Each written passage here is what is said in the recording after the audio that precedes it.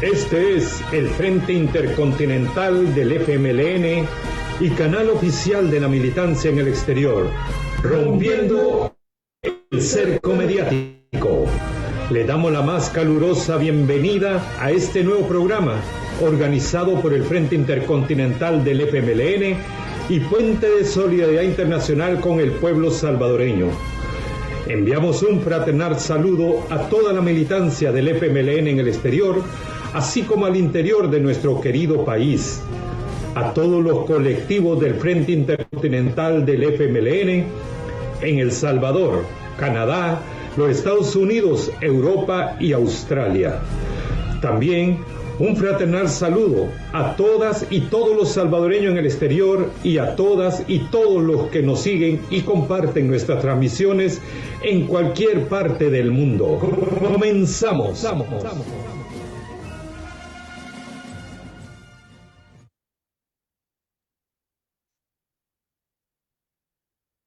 Bienvenidas todas y todos a esta nueva transmisión del Frente Intercontinental del FMLN, el canal oficial de la militancia en el exterior. El día de hoy, sábado 18 de noviembre del 2023, transmitimos como colectivo digital del oeste de Estados Unidos nuestro programa Hablando con la Militancia. Mi nombre es Jorge y estoy en San Francisco, California. Me acompaña el camarada Cheno desde Los Ángeles. Le paso los micrófonos para que continúe con el programa. Adelante, Cheno. Sí, buenas tardes, buenas noches, buenos días, dependiendo de dónde nos ven y nos verán. Un saludo, gracias. El micrófono. Sí. Saludos, camaradas. Buenas tardes, buenos días, buenas noches, dependiendo de dónde nos ven y nos verán.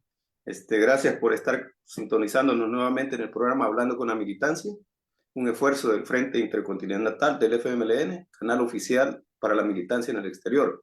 Este día, esta tarde, noche, mañana tenemos al camarada Sigfrido Reyes, nos acompaña nuevamente y nos tocará un tema, la batalla electoral y el mensaje para cambiar el sistema. Pero antes que nada, camarada, un saludo para la militancia, amigos, simpatizantes que nos ven y nos verán. Bienvenido, gracias. Muchas gracias a este colectivo que día a día está pensando en cómo contribuir a la lucha del pueblo desde esta trinchera de las redes digitales. Muy agradecido por la invitación, me siento muy honrado de poder expresar mis opiniones sobre estos temas que son de gran actualidad, de gran importancia para la lucha, y también tener algún espacio para expresar nuestra solidaridad con aquellos pueblos que están en lucha frente al imperialismo, frente al sionismo, frente al fascismo, en fin, contra todos aquellos fenómenos y estrategias políticas que buscan suprimir las libertades, eliminar los derechos humanos, colonizar a nuestros países. Espero que en el transcurso del programa podamos de alguna manera tocar algunos de esos puntos, porque estamos en una coyuntura global impresionantemente tensa, sangrienta en algunos puntos, y vemos cómo se está perpetrando un genocidio contra un pueblo, como es el pueblo palestino, genocidio al cual no le podemos dar nosotros la espalda y verlo con indiferencia. Así que adelante, y nuevamente mis agradecimientos por tener esta oportunidad de compartir con el público que sigue estos programas en las redes. Sí, el tema general, camarada, la batalla electoral y el mensaje para cambiar el sistema, perdón. Solo se nos viene al recuerdo aquello de que nosotros vamos al sistema, a cambiar el sistema, no que el sistema nos cambie a nosotros. En base a eso, pues recordamos al camarada Chafik, siempre lo decía, ¿no? Y lo mencionaba antes y después de los acuerdos de paz. Pero antes que nada de tocar el tema en sí, de ese mensaje para cambiar el sistema, primeramente, ¿qué hacer, camarada, para que el sistema no nos cambie en esta batalla electoral? Ese sería la autocrítica nuestra. ¿Qué hacer en esta batalla electoral para que el sistema no nos cambie, camarada? ¿Qué actitudes podemos señalar? ¿Qué componentes tiene todo esto? Adelante, camarada. Bueno, mira, yo creo que el primer pensamiento que se me viene a la cabeza es que las elecciones como método para participar en política no son en sí ni buenas ni malas. Todo depende de las circunstancias y todo depende del propósito con que una fuerza política, un militante, un dirigente político se meta a un proceso electoral. Antes de tocar esa frase tan profunda que expresó Chafik un 16 de enero acá en México, en el castillo de Chapultepec, cuando se estaban firmando los acuerdos de paz, yo quisiera que nos remontáramos unos años antes a cómo en los años 60, sobre todo, en medio de una dictadura militar feroz y criminal, las fuerzas populares, las fuerzas democráticas, incluyendo el Partido Comunista, los movimientos sociales, en alguna medida en aquel entonces también el Partido Demócrata Cristiano, pues dieron una batalla electoral y se estaba claro de que era muy difícil superar el fraude, que era muy difícil doblegar la voluntad de la dictadura militar. Pero aún así se participaba. ¿Pero por qué se participaba? Como bien lo decía Chafik o lo han dicho otros grandes camaradas que han pasado ya a la eternidad, como Américo Araujo, Domingo Santa Cruz y otros grandes líderes, se participaba para que se pudiese concientizar al pueblo, para abrirle los ojos, para generar en el pueblo una conciencia de resistencia y de lucha, y que eso se tradujese enseguida en organización popular. En los años 60 fue muy célebre aquella campaña electoral que hizo el doctor Fabio Castillo Figueroa, recordado rector de la Universidad de El Salvador, gran dirigente político, uno de los fundadores de una de las organizaciones del Frente Farabundo Martí, como fue el Partido Revolucionario de los Trabajadores Centroamericanos. Fabio deja la rectoría de la universidad, pudiéramos decir, en su mejor momento para consagrarse a una campaña electoral con el PAR, el Partido de Acción Revolucionaria. Creo que nosotros los que estamos en este programa pues no pudimos posiblemente por nuestra edad participar, pero nos contaban nuestros líderes y nuestros padres también, nuestros compañeros de un poco más edad, cómo esa campaña del PAR llevó a Fabio Castillo y con él a muchos líderes del socialismo, de las ideas de izquierda, a recorrer el país, y que fueron grandes jornadas de concientización del pueblo, de un despertar de los sectores populares.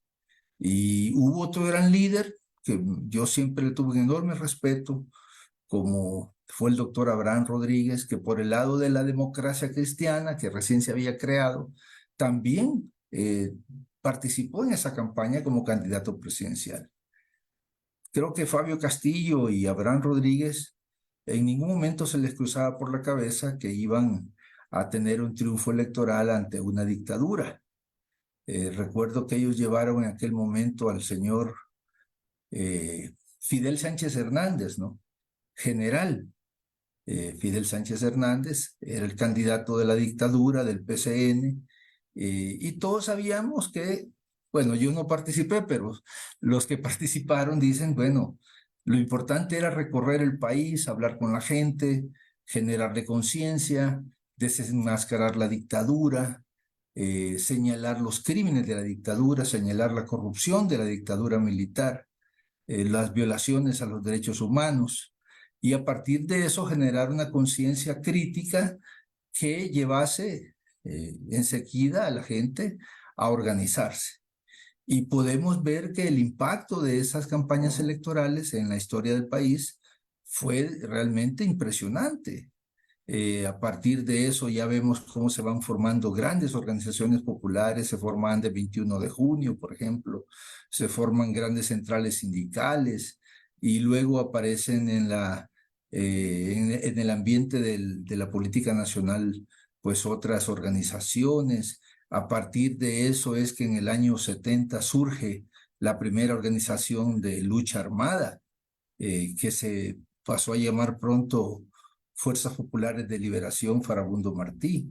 Si no se hubiesen dado esas batallas electorales, quizás hubieran tardado más años en madurar las condiciones para la lucha.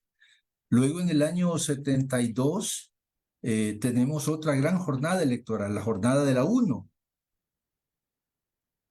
la jornada en la que el Partido Comunista, el Partido de la Socialdemocracia, que era el partido del memorable Guillermo Manuel Ungo, el MNR, y la democracia cristiana, pues se unen para dar la batalla frente a la dictadura. Se ganan las elecciones, pero viene, pues, obviamente, como era de esperarse, el fraude. El fraude y días después una terrible represión que acaba, pues, con muchos de los compañeros líderes políticos de aquel momento en la cárcel y luego en el exilio. Pero esas jornadas electorales fueron memorables porque eran de una dimensión y de una profundidad impresionantes. Yo empecé a conocer la política prácticamente en esa elección y mi padre nos llevaba a mí y a mis hermanos a la Plaza Libertad a escuchar a los líderes políticos democráticos de la época, que sabían que estaban enfrentando un aparato brutal, un aparato criminal, un aparato corrupto e inescrupuloso, pero aún así dieron la batalla y sembraron ideas de democracia, ideas de libertad, ideas y métodos de organización, cómo divulgar las ideas del cambio, cómo desenmascarar los crímenes de la dictadura y se dieron contribuciones verdaderamente impresionantes. Vinieron otras elecciones, muchos se forjaron en esos procesos. Se lograba ganar algunas diputaciones en medio de tanto fraude, se logró ganar, por ejemplo, también la alcaldía de San Salvador, la alcaldía de Santa Ana, de Usulután, de muchas ciudades importantes, pero pues el régimen no daba su brazo a torcer. En el año 1977, la UNO vuelve a realizar una gran movilización popular durante meses. Se vuelven a ganar las elecciones, hay de nuevo un fraude y esta vez ya la dictadura pasó a la represión abierta tras el fraude. Un 28 de febrero, el pueblo es masacrado en la Plaza Libertad, es pues prácticamente atacado a mansalva por los esbirros de esa dictadura. Luego en la madrugada llevan a los bomberos a limpiar la sangre de tanta gente que cayó en esa represión de esa madrugada. Y bueno, lo que vino después es ya historia. ¿Qué quiero decir con esto? Quiero decir con esto de que la participación electoral y la lucha electoral no se puede ver desde una perspectiva meramente, llamémosla teórica, académica. Puede servir para mucho. Igual puede servir para justificar a un régimen corrupto y represivo. O sea, todo depende de cómo se desenvuelvan los sectores políticos que están en la lucha por un mejor país, por un cambio de verdad.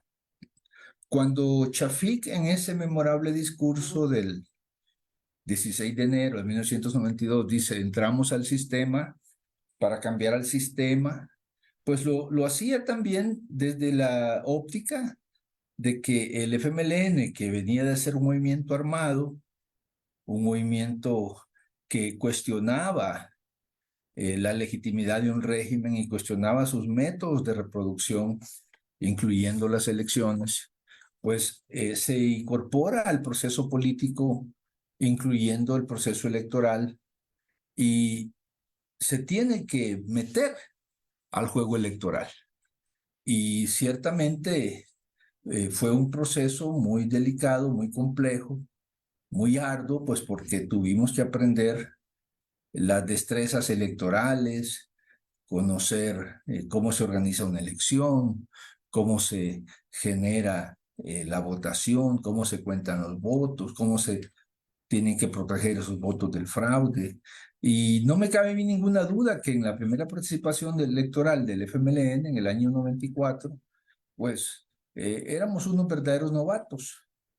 Apenas estábamos conociendo el arte de la participación electoral, pero lo hacíamos siempre desde una óptica de que el sistema no nos cambiase, que nosotros debíamos de cambiar el sistema y que estando incluso en un sistema electoral cuesta arriba, con muchas condiciones favorables a las viejas fuerzas de la oligarquía y de la derecha tradicional, pero aún así nuestra participación debía de servir para ir cambiando el sistema. Yo creo que efectivamente lo fuimos logrando.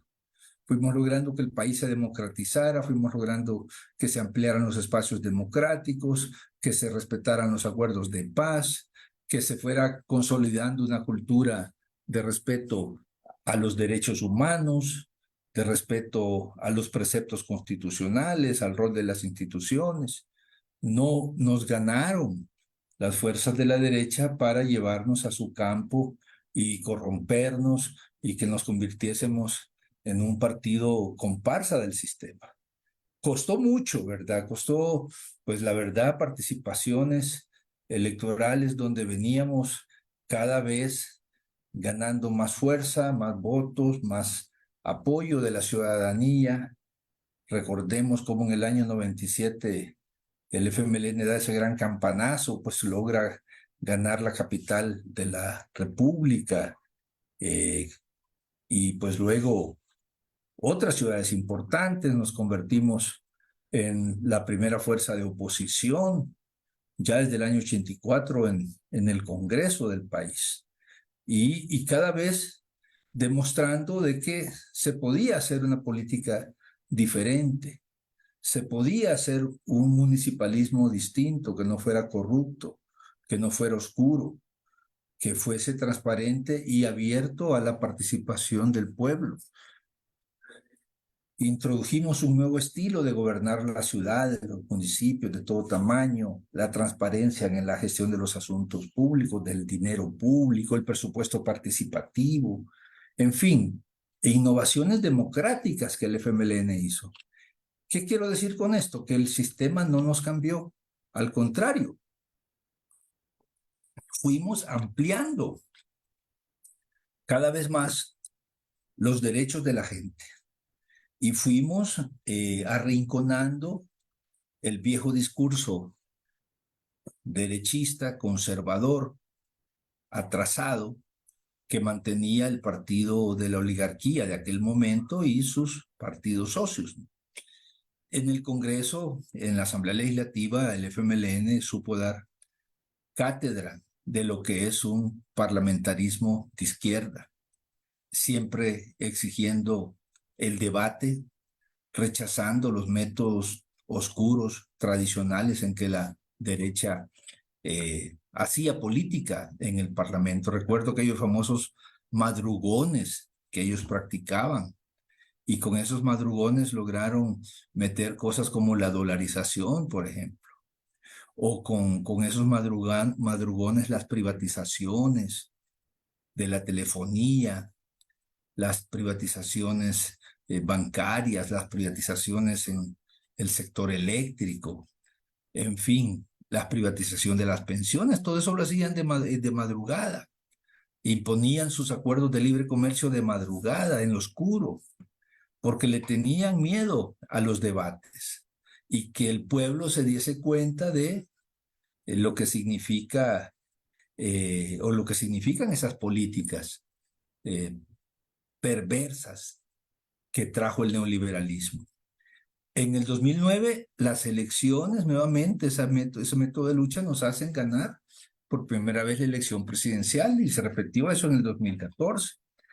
Y toda participación electoral del FMLN siempre fue para crecer en materia de derechos para el pueblo. Gobiernos que combatieron la corrupción, gobiernos que le dieron al pueblo soluciones en muchos de sus problemas. Apenas llegados al gobierno en el 2009, recuerdo cómo eliminamos las llamadas cuotas voluntarias en los hospitales, los cobros que se hacían a los pacientes y lamentablemente los pacientes más pobres. Empezamos a combatir los métodos de corrupción que por décadas habían prevalecido en el manejo de las políticas gubernamentales, las licitaciones amañadas, las compras oscuras, los dineros que se perdían. Todo eso se fue combatiendo de manera firme. Las elecciones, pues, sirvieron para que el país se transformara. Claro, podemos decir, en la perspectiva del tiempo, dicho desde ahora y desde la posición en que estamos, que no se resolvió todo. No se resolvieron todos los problemas del país porque son problemas acumulados por siglos, pero comenzamos a resolverlos. La pobreza en los 10 años de gobierno del FMLN, la pobreza, según el mismo Banco Mundial, no lo digo yo, no lo dice el FMLN, el mismo Banco Mundial acepta de que del 2009 al 2019 la pobreza en El Salvador bajó casi 17 puntos y que en apenas 5 años del actual régimen la pobreza subió más de 7 puntos. Y tantas otras cosas que se lograron hacer estando en el Ejecutivo, en el Legislativo y en los municipios. Tuvimos, por supuesto, grandes adversarios. La derecha nunca dio tregua. Recuerdo aquella vez, recién habíamos tomado posesión del gobierno en el año 2009, cuando el principal dirigente de la derecha, señor Alfredo Cristiani, dijo que en El Salvador iba a arder Troya. Bueno, y la verdad es que hicieron todo para que ardiera Troya. Pero a pesar de eso, el país avanzó y avanzó de manera notable. Todos los indicadores sociales en materia de salud, de educación, de empleo, de vivienda, de inversión, de derechos humanos, de derechos de las minorías, de transparencia, de respetar la organización de la gente, respetar las libertades democráticas, la libertad de expresión, de organización y de movilización, pues eso fue lo que distinguió a los gobiernos del FMLN. Y una lucha, un celo permanente para erradicar prácticas oscuras y corruptas y prácticas antidemocráticas. Las elecciones, en tal sentido, pues creo que históricamente en los últimos 50 años o 60 años casi, pues desde la perspectiva de los sectores populares y de izquierda, han sido instrumentos de lucha. No han sido escaleras para que alguien se enriquezca, no han sido métodos para que alguien simplemente acreciente su poder político personal. Siempre han habido proyectos colectivos, siempre han habido programas de cambio, y en la medida en que el pueblo nos ha apoyado, pues esos programas se han ejecutado y los resultados están a la vista. Hoy más que nunca están a la vista porque viviendo el momento que vive el país de este tremendo retroceso, brutal retroceso en materia de derechos humanos, en materia de transparencia, en materia de respeto a la Constitución y a la legalidad, pues uno dice, es que realmente los dos gobiernos del FMLN, el país vivió una situación muy, pero muy distinta y positiva. Tuvimos, claro, el embate de las pandillas criminales. Eso es indiscutible, pero se les dio la batalla, se les enfrentó, y puedo decir con toda certeza que en los últimos años del gobierno del compañero Sánchez Serén, la delincuencia estaba perdiendo la batalla. Eso estadísticamente se puede demostrar. Claro, no era fácil, no era fácil. Recuerden que teníamos el sistema de justicia controlado por la derecha, que llegó incluso a crear el mito de los cuatro magníficos, o sea, cuatro personajes violadores de la Constitución, que desde la Corte Suprema de Justicia prácticamente buscaban derrumbar o descarrilar la gestión de nuestros gobiernos,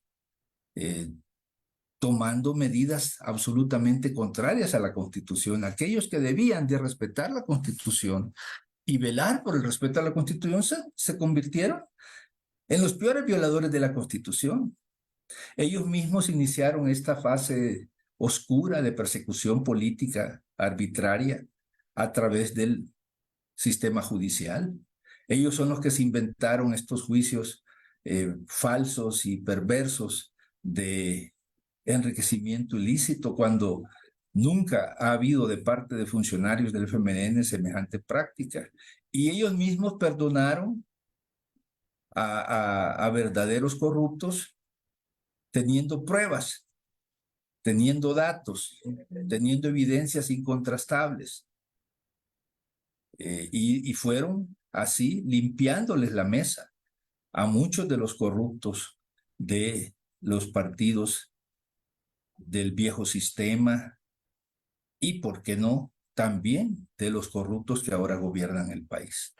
Así que yo pienso, estimados compañeros, que las elecciones nuevamente juegan un papel, pueden jugar un papel para adormecer al pueblo, pueden jugar un papel para empoderar a grupos oscuros, pero también pueden jugar un papel en materia de concientización del pueblo, de movilización, de generar un impulso a la lucha política.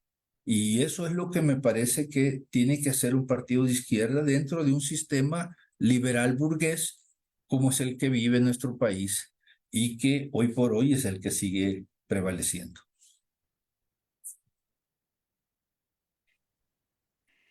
Okay. Jorge, camarada Castillo, ¿tienes alguna pregunta o saludos de nuestra militancia que nos sintoniza? Oh, sí, gracias, Cheno. Bueno, primero recordarles que esta es una transmisión del Frente Intercontinental del FMLN. Somos el canal oficial de la militancia en el exterior y estamos rompiendo el cerco mediático. También somos puente de la solidaridad internacional con el pueblo salvadoreño. Enviamos un saludo a los que se han conectado y les agradecemos mucho por seguir nuestras plataformas y los invitamos a darle me gusta, comentar y compartir, y también que se suscriben a nuestro canal en YouTube para que podamos transmitir en vivo por ahí también. Ok, y sí, hay saludos en Facebook. Voy a leer algunos. Ramón Hernández dice: saludos camaradas, un gusto poder escuchar al compañero Sigfrido Reyes. Está también Ricardo Mejía, dice: buenas noches, un fraternal y combativo saludo desde Mexicanos. La compañera Aide Martínez dice: saludos camaradas de aquí de nuestro colectivo San Francisco y también del Frente Intercontinental. La compañera Mari Carmen Guevara dice: buenas noches desde Ottawa, Canadá. Esta noche tuvimos el placer de tener a Warner Marroquín en Montreal, quien es nuestro candidato a la vicepresidencia de aquí de California. Entonces ellos lo tuvieron allá en una gira y dice: ha sido un éxito rotundo su visita, que viva el FMLN hasta la victoria siempre. Agustín García también, saludos desde California. El compañero Yair Guevara, también, que está en Colorado, es miembro de nuestro colectivo aquí del oeste de Estados Unidos. Dice: camaradas, viva el FMLN, viva el Chino Flores. El compañero Francisco Dimas, también aquí del colectivo de San Francisco, saludos desde el norte de California. Ok, esos son algunos solamente. Adelante, Cheno. Gracias, Jorge. Compañero Sigfrido. Entonces el mensaje en esta batalla electoral, el mensaje para cambiar el sistema, entonces incide en lo mismo, tiene que ser igual. porque los parámetros son semejantes, ¿no? Son semejantes a lo vivido en el pasado. Cuando entramos a esa contienda electoral a cuestas, nadando contra corriente, siempre. Siempre hemos nadado contra corriente porque nuestras ideas, nuestros principios, nuestros ideales cuestionan el orden vigente y por eso van a ser atacados, por eso van a ser perseguidos. Por eso es que estamos muchos ahorita exiliados fuera del país, porque nuestras ideas son muy poderosas y hacen que nuestros adversarios tiemblen, porque les descubrimos siempre sus maniobras contra nuestra gente, les descubrimos siempre su podredumbre, su falta de principios, de ética, su ambición descarada que los lleva a los niveles más espantosos de corrupción y su naturaleza represiva, su naturaleza dictatorial. Hoy podrán ser que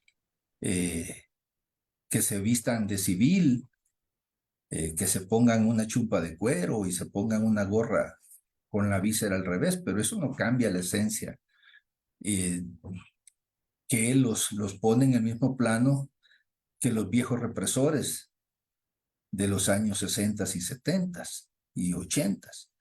Simplemente cambia su aspecto.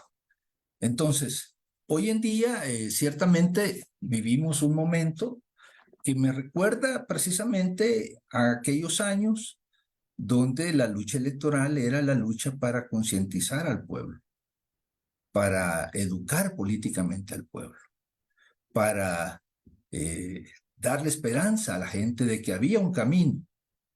En la peor de las circunstancias, que había una luz y que, aunque el régimen pareciera tan sólido, aparentemente popular, imbatible, pero tenía pies de barro, como se dice. Creo que estamos ante una situación con sus distancias y diferencias en el tiempo y en algunos métodos. En aquel tiempo no había Facebook, no había Twitter, no había TikTok, no había redes sociales, ni siquiera había Internet. Las ideas se transmitían prácticamente de boca a boca, visitando pueblo tras pueblo, cantón tras cantón, ciudad tras ciudad. Lo más avanzado que había era la radio y la televisión. Y por supuesto siempre presente los periódicos impresos. Pero si nos ponemos a pensar, el pueblo salvadoreño ha enfrentado este tipo de situaciones como las que hoy. Y las jornadas electorales siempre sirvieron para eso. Por eso yo creo que la actual coyuntura electoral debe de plantearse en esos términos. Yo no me imagino a militantes de izquierda andando de pueblo en pueblo ofreciendo programas que no son realizables o mucho menos recurriendo a métodos hasta cierto punto demagógicos para ganar votos. Yo espero, y creo que muchos así lo están haciendo, que esta coyuntura electoral se utilice en función de la denuncia de la dictadura que se ha establecido en el país, de las atrocidades que cometen contra los derechos humanos, del desmantelamiento de la Constitución y todos los derechos que ella implica. La libertad de organización, la libertad de pensamiento, la libertad de movilización, la libertad para poderse expresar, la libertad de vivir sin miedo, porque hoy la gente vive en un estado de miedo. Yo hace poco, no voy a mencionar nombres obviamente porque no quiero ponerlo en riesgo, hablaba con un gran amigo palestino y le decía, pero ¿por qué la comunidad palestina no se pronuncia enérgicamente contra lo que está pasando en Gaza y en Cisjordania? Y me decía, es que tenemos miedo porque este régimen apoya a los genocidas de Israel. Entonces, si nosotros nos expresamos, me decía, nos van a empezar a perseguir también, como han visto que persiguen a los dirigentes del FMLN. o a los líderes de los movimientos sociales, a los líderes en la lucha contra la minería, por un buen ambiente, por un medio ambiente sano, por el derecho al agua, así como persiguen a periodistas, a jueces que son honestos, por supuesto. Incluso a líderes gremiales, a sacerdotes. Vemos cómo de nuevo el fascismo se ensaña contra sacerdotes. Acabo de ver esta semana la iniciativa de uno de estos neofascistas que está en la Asamblea Legislativa proponiendo que le retiren una distinción honorífica al padre Andreu Oliva. Sí. Entonces, ¿qué va a hacer entonces la izquierda en una campaña electoral como esta? Pues tiene que denunciar todo eso. Yo no me imagino a una izquierda dando discursos vacíos, sin contenido, huecos, totalmente superficiales. Creo que es un momento de grandes batallas y se esperaría que cualquiera que sea candidato o no candidato, pero que más bien enfocara su discurso y su proyección a la concientización del pueblo, a la movilización del pueblo y a sembrar las condiciones para su organización. Porque estamos frente a un régimen que en nada se distingue de la vieja dictadura militar que nos reprimía, nos perseguía y nos masacraba en los años 60, 70 y 80.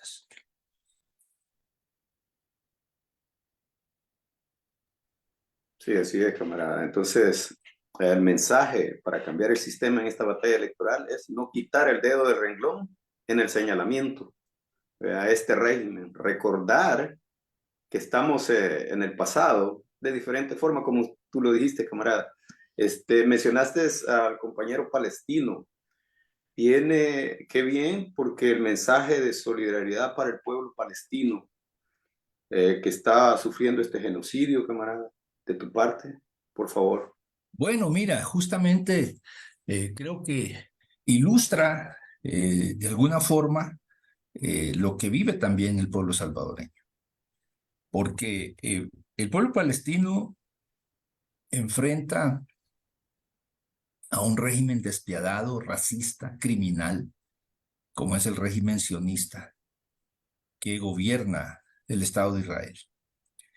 Y pareciera a veces que el pueblo palestino no tiene futuro, no tiene salida, que los van a acabar a todos.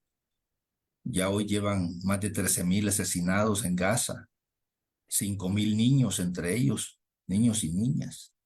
El 70% de los asesinados en Gaza son o niños y niñas, jóvenes o mujeres o ancianos, bombardeados con armas muy sofisticadas. Prácticamente Gaza ha sido demolida de punta a punta y de arriba hacia abajo. En Gaza se han vertido tantas bombas y explosivos como se virtieron en Nagasaki y en Hiroshima el 6 y el 9 de agosto del año 45 por la Fuerza Aérea Norteamericana contra el pueblo indefenso de esas ciudades japonesas. Son decenas de miles de toneladas de bombas. Hay algunas bombas incluso de 2,000 kilos, imagínense 2 toneladas. Y no se han lanzado contra cuarteles, no se han lanzado contra fortalezas militares, contra convoyes de carros blindados o tanques, contra bases aéreas. Se han lanzado contra hospitales, contra escuelas, contra centros de refugio, contra universidades, contra ambulancias, todas instalaciones que están protegidas por el derecho internacional humanitario. Pero el ataque bestial del ejército sionista y sus dirigentes políticos genocidas, pues no distingue eso. Ellos están decididos a arrasar con el pueblo palestino, arrasar literalmente. No estoy hablando en sentido figurado ni metafórico, es decir, asesinar a todo un pueblo, y por eso hablamos de genocidio. El genocidio es un acto criminal tipificado internacionalmente por la ley internacional como aquel ataque a un grupo de población con el fin de eliminarlo. Ese grupo de población tiene una identidad común, sea étnica, sea religiosa, sea nacional, y el genocida pretende liquidar a ese grupo poblacional. Y lo que estamos viendo y lo que estamos escuchando y que abiertamente lo manifiestan los dirigentes del régimen sionista es que quieren aniquilar de la faz de la tierra a todo un pueblo. En Gaza viven 2.3 millones de personas sometidas, además de ese bombardeo cruel, feroz, destructivo, sometidas a las peores privaciones que puede soportar un ser humano. Se les ha cortado el agua, se les ha cortado la energía eléctrica, se les ha cortado el combustible, se les ha cortado el ingreso de alimentos, se les ha cortado el ingreso de medicinas y de equipo hospitalario. Y en medio de todo eso, los someten a los más crueles e intensos bombardeos.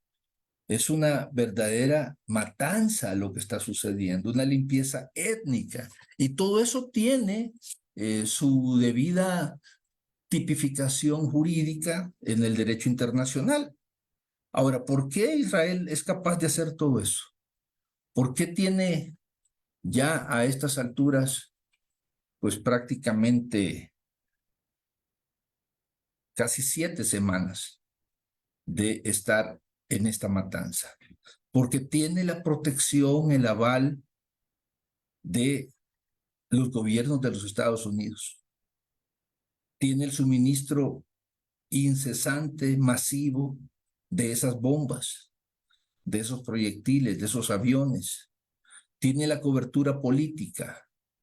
Y por eso que Estados Unidos impide en los foros internacionales y particularmente en la ONU y en el Consejo de Seguridad que se tomen acciones drásticas para frenar la matanza. Estados Unidos justifica la matanza. Y a pesar de que la Asamblea General de Naciones Unidas, por más de 120 votos, de 192 que tiene la Asamblea, ha demandado que se ponga un alto al fuego, que se dé la posibilidad de que la población civil sea auxiliada, que se frenen esos bombardeos genocidas, pues Israel no hace nada al respecto. En el Consejo de Seguridad de la ONU se han debatido propuestas de un alto al fuego, las ha propuesto Rusia, por ejemplo, las ha propuesto en menor medida, hablando con un lenguaje distinto de corredores humanitarios, Brasil, y eso Estados Unidos lo ha vetado. Entonces, los genocidas sionistas no harían lo que están haciendo si no se sintieran impunes, y esa impunidad deriva de la protección de los gobiernos de Estados Unidos y de la justificación que hacen de la matanza, de la limpieza étnica, del genocidio, del bloqueo criminal. Y otros países europeos, fundamentalmente Gran Bretaña, lamentablemente Alemania, que uno esperaría un poco más de humanidad de un pueblo que viene del fascismo y del nazismo de Hitler. En alguna medida Macron se ha sumado a esa estrategia de genocidio, y alguno que otro país de la Unión Europea y la dirección de la Unión Europea como bloque no se han apartado y han mantenido esa línea de proteger y garantizar impunidad a los criminales de guerra, a los criminales de lesa humanidad, como son Benjamín Netanyahu, como el señor Herzog, que es el presidente del Estado sionista, el ministro de la Defensa del Estado sionista y otros altos funcionarios. Vemos también con mucho dolor cómo los países árabes, sus dirigentes, dan grandes discursos, dan exclamaciones de solidaridad con el pueblo de Palestina, convocan a reuniones, a cumbres diplomáticas, pero se quedan ahí sin ejercer ninguna otra acción de presión. Veo al presidente turco, Erdogan, retomando la bandera palestina y denunciando el genocidio, declarando de manera nítida que Netanyahu es un fascista y un criminal de guerra. Pero se quedan en discursos, Y todo un pueblo indefenso, cercado, humillado, bombardeado, que ve cómo sus hijos y sus hijas son literalmente masacrados por las bombas del Estado sionista, pues ven todo esto de una forma terriblemente dolorosa, estoica, y a pesar de que les están diciendo váyanse de Gaza porque no los queremos en Gaza, el propósito último del Estado sionista es expulsar a 2.3 millones de personas de la Franja de Gaza y que se vayan para Egipto o para cualquier otro país que los reciba. Y ese mismo destino va a correr la gente que está en la ribera occidental del río Jordán, en la llamada Cisjordania. Porque el sionismo es una ideología racista, supremacista, es una ideología mesiánica que se autojustifica y justifica sus crímenes basándose en mitos que están en su religión, que ellos son un pueblo escogido, que son un pueblo superior, que esa tierra se las dio Yahvé o Jehová, o como le quieran llamar, y que por lo tanto tienen derechos divinos sobre esa tierra y pueden masacrar, eliminar, expulsar a la gente que por miles de años ha vivido ahí, como es el pueblo palestino. Así que no podemos sino expresar esta noche una vez más nuestra solidaridad con ese pueblo. Yo he estado ahí con ellos en momentos muy difíciles. En la última guerra contra Gaza, yo estuve en Palestina y pude ver con verdadero horror los resultados de esa guerra de Israel, que no es contra Hamás, ese es un engaño, eso es una mera propaganda. Hamás es un grupo armado, llamémosle de forma bastante rudimentaria en términos modernos. Lo que tiene Israel es una inmensa superioridad militar. Tienen miles de tanques, centenares de aviones, miles de piezas de artillería, tienen armas sofisticadas, tienen armas nucleares que en esta coyuntura no han reprimido sus instintos genocidas y han hablado de tirar una bomba nuclear contra Gaza. Hamás es un grupo que tiene fusiles, algunos lanzacohetes y algunos misiles que de vez en cuando disparan contra el territorio que controla el Estado sionista. Pero más que eso, no son una fuerza militar que pudiéramos llamar un ejército, como para enfrentar a otro ejército, como es el ejército genocida de los sionistas. O sea, no hay parámetro de comparación. La guerra es contra el pueblo palestino. La guerra es contra los niños y niñas, que cada 10 minutos asesinan a un niño o una niña en Gaza. Y contra la gente de Cisjordania también, porque no han cesado los ataques. Nada menos hoy en la madrugada atacaron Jenin, una de las ciudades más importantes de la Cisjordania. Mataron a no menos de 5 personas en una de las oficinas de Al-Fatah. Y bueno, mientras tanto, vemos cómo también los pueblos del mundo afortunadamente están reaccionando. Si los gobiernos no reaccionan, los pueblos van a reaccionar y están reaccionando. En los mismos Estados Unidos pudimos ver esa gigantesca movilización de hace algunos días en Washington, las movilizaciones que se han dado en San Francisco, en Nueva York, en Seattle, incluso en Texas, que es un estado tan conservador y donde han ganado tanto terreno estos grupos religiosos sectarios pentecostales que predican el evangelio del sionismo, cosa tremendamente contradictoria, ¿no? Y que es la prédica del sionismo bajo una forma aparentemente cristiana, el evangelio del sionismo, el cristianismo sionista, y que se vuelven muy instrumentales a la política sionista.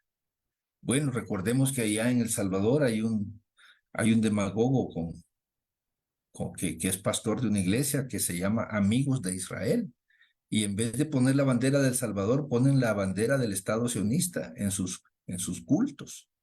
A ese grado llega la ideologización y la manipulación que hacen de la religión, de los sentimientos de la gente. Pero los pueblos están despertando, incluso medios de comunicación que siempre favorecieron la narrativa sionista, que justificaron la matanza de los palestinos, que a cualquier lucha de resistencia del pueblo palestino que el derecho internacional les da esa opción, esa potestad, la autodefensa, porque Israel es un estado invasor, es un estado ocupante, y el primer derecho que tiene un pueblo, que es como parte de un derecho natural, es el derecho a la resistencia, el derecho a recuperar la libertad que les han confiscado, que les han privado. Bueno, incluso vemos ahora medios de comunicación que ante el horror de lo que se está viendo en Gaza y en Cisjordania, empiezan un poco a moderar ese apoyo irrestricto, incondicional y fanático que hacían de Israel. Hoy ya lo piensan dos veces.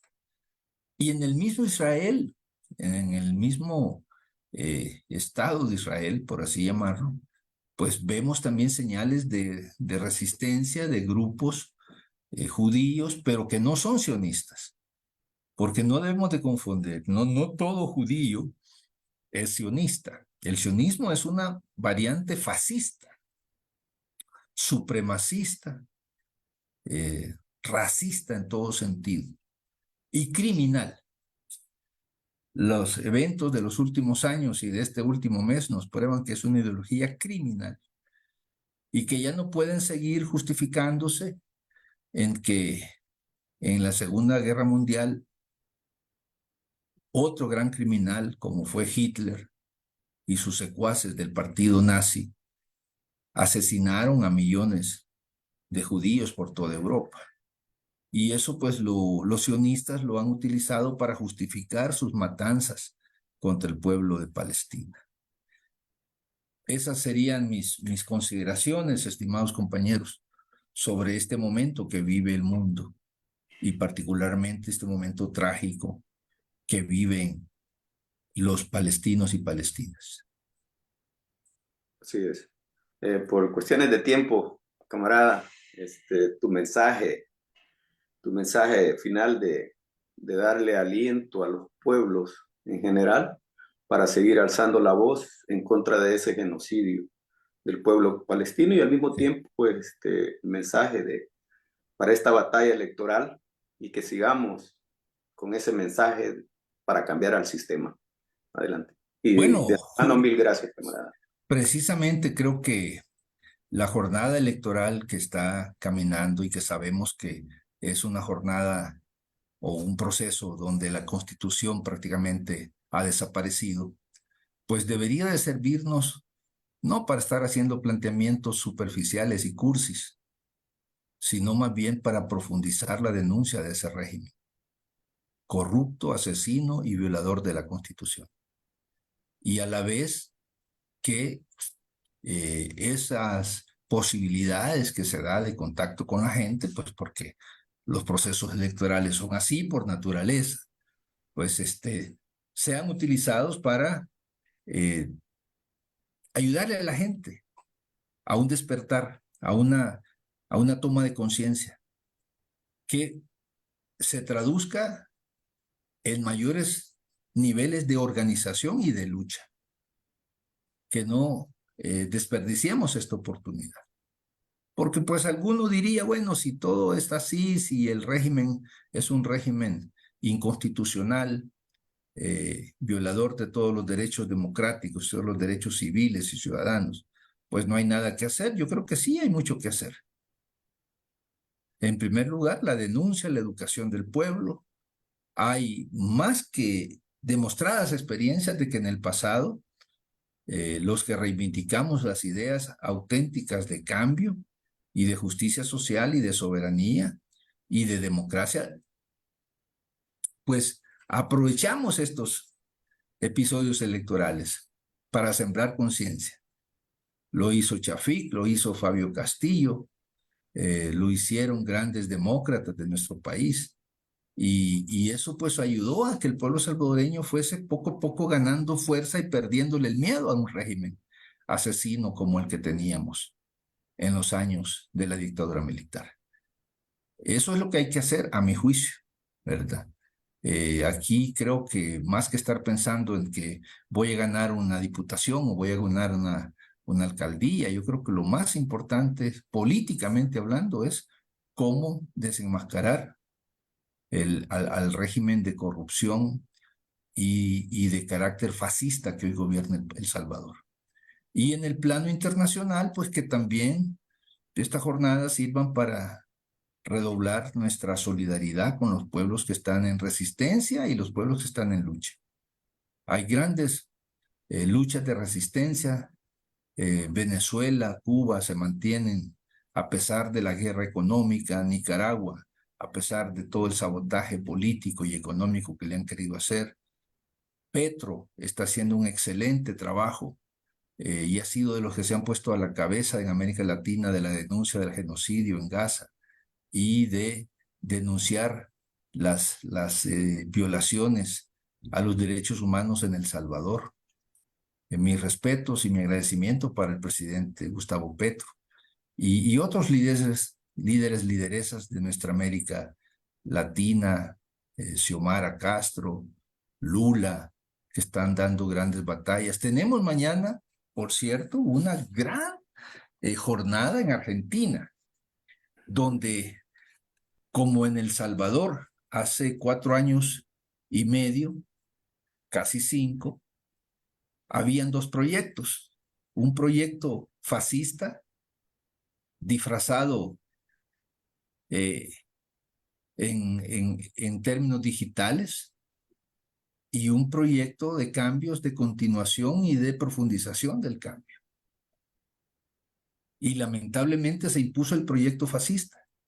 Y miren a dónde nos ha llevado. Argentina mañana va a decidir como nosotros decidimos hace 4 años, casi 5 años, en el 2019, frente a un demagogo, un neofascista, un charlatán, un bueno para nada, y, por otro lado, un gobierno progresista que ha tenido tremendas dificultades para resolverle problemas a la gente, pero que en definitiva ha defendido la educación pública, la salud pública, los derechos humanos, que no ha dicho que la dictadura y las luchas de los años 70 en Argentina y que los desaparecidos son una farsa. Al contrario, reivindican la memoria de los caídos. Eso es lo que vive Argentina y es lo que va a decidir mañana ese pueblo. Ojalá, tengo confianza de que el pueblo esta vez no se equivoque y que no vuelva a caer en la equivocación que cayeron muchos en El Salvador o en Brasil con Bolsonaro o en Estados Unidos con Trump, o que pueden caer en el futuro en Chile con Antonio Kast. Creo pues que es un momento decisivo para el pueblo de Argentina y para América Latina. Y esperamos que el neofascismo tenga mañana una derrota en Argentina, en la patria de Maradona, en la patria de Messi, pero también en la patria del Che Guevara, de Juan Domingo Perón, de San Martín y de otros grandes luchadores a lo largo de la historia. Así es. De mi parte, agradecerle, camarada Sigfrido, por haber estado con nosotros con su ponencia, bien interesante. Lo decimos siempre, nos sirven como escuela de formación política. Y pues Jorge Castillo Sierra, ¿verdad? Mil gracias. Sí, gracias al compañero Sigfrido de parte del Frente Intercontinental, que es la voz de la militancia en el exterior. Solo me falta decirles que viva el FMLN. Que viva. Un fuerte abrazo, compañeros. Gracias, compañero. Después nos... Agradecemos a nombre del Frente Intercontinental del FMLN y canal oficial de la militancia en el exterior, los que se conectaron para transmitir y a las personas que siguieron la transmisión en vivo, compartieron y comentaron. Nos despedimos, no sin antes invitar a toda la militancia en el exterior a unirse a este nuevo esfuerzo y agradecer a la solidaridad internacional por el apoyo que nos han dado. Nos dan y nos seguirán dando en nuestras luchas por nuestra liberación. Por la paz y la democracia en El Salvador. La lucha continúa. Unidos venceremos. No más persecución política en El Salvador. Libertad para las y los presos políticos. Dictaduras nunca más. Proletarios de todos los países unidos. ¡Viva el FMLN! Juntos tú y yo romperemos el cerco mediático.